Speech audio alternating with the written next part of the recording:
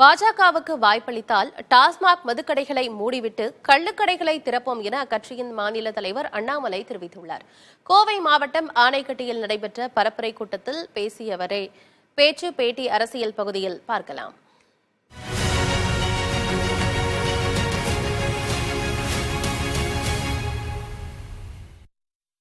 நான் சொல்ல கடமைப்பட்டிருக்கின்றேன். ஒரு டாஸ்மார்க்கை எடுப்பதற்காக நாங்கள் அரசியல் இல்லைங்க, எல்லா டாஸ்மார்க்கை எடுக்கிறதுக்காக அரசியல்.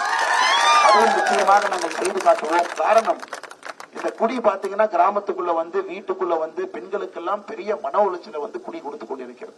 அதனால்தான் கள்ளுக்கடைகளை திறந்து டாஸ்மார்க்கை மூடுவோம் அப்படின்னு. குடிக்கிறவங்களை போய் நம்ம கையை கட்டி குடிக்காதீங்கன்னு சொல்ல முடியாது இல்லைங்களாண்ணே? கரெக்டா நான் சொல்றது. அவர் கோபப்படுவார், ஏன்னா ஒரு ஜனநாயகத்துல குடிக்கூடாதுன்னு சொன்ன என்ன அர்த்தம்? நானும் குடிப்பேன், அது ஒத்துக்கிறேங்க, நான் உங்களோட இருக்கேன். ஆனா நான் என்ன சொல்றேன், அந்த சாராயத்தை குடிச்சு இதுக்கு வயிறெல்லாம் புண்ணாகணும், கள்ளுக்கடையை திறந்து வச்சிருவோம், கள்ளுக்கடையில குடிப்போம் தான் நாம சொல்றோம். அதனால நாம் சொல்வது எல்லாத்தையும் மூடுவோம்னு சொல்லிங்கன்னா டாஸ்மார்க்கை மூடிட்டு கள்ளுக்கடைகளை திறந்துடும். கேரளா பக்கத்துல அந்த பக்கம் அந்த பார்டர் தாண்டி போங்க, கள்ளுக்கடையெல்லாம் இருக்கு. அதனால நாம் சொல்வது டாஸ்மார்க் வேண்டாம். அது வந்து ஒரு ஸ்பிரிட்டுங்க. அது வந்து குடிச்சீங்கன்னாவே உடம்பு எல்லாம் கெடுத்து குடலை அரித்து இன்னைக்கு நல்லா இருக்கும். 50 ஆண்டுகள் கழிச்சு 50 வருஷம் கழிச்சு எத்தனை பணம் செலவு பண்ணி உடம்பு பாத்துக்கீங்க. அதெல்லாம் உங்களுடைய குழந்தைகளுடைய கல்விக்கும் வாழ்க்கை மேம்படுவதற்கும் செலவு செய்ய வேண்டிய பணம்.